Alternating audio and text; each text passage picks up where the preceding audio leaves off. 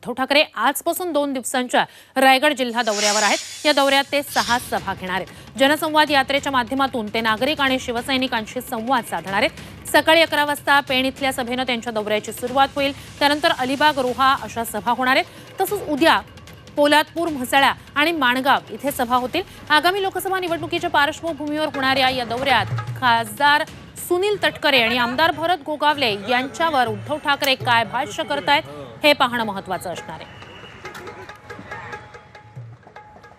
तर याचाच आढावा घेतलाय आमचे प्रतिनिधी प्रफुल्ल पवार यांनी।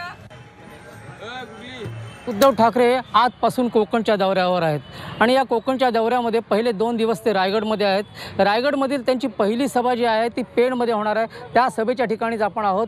आज सकाळी 11 वाजता साधारण उद्धव ठाकरे यांची ही सभा आहे आणि या सभेची जय्यत तयारी जी आहे ती पूर्ण झालेली आहे। आज दिवसभरात ठाकरे यांच्या 3 सभा होतील। अमृत नोनी आर्थो प्लस ये एक प्रूवन फॉर्मूला है। इसमें मौजूद नोनी फल के गुण और आयुर्वेदिक जड़ी बूटियां शरीर को जरूरी पोषक तत्व देने के साथ साथ हड्डियों और जोड़ों के घिसने, उनमें होने वाले सूजन और दर्द को रोकने में मदद करता है। दर्द मुक्त जीवन के लिए अमृत नोनी ऑर्थो प्लस। त्यातली पहिली सभा पेणला होईल, दुसरी अलिबागला आणि तिसरी सभा जी आहे ती रोहा इथं होणार आहे। उद्या देखील पोलादपूर इथल्या सभेनं त्यांच्या दौऱ्याची सुरुवात होईल।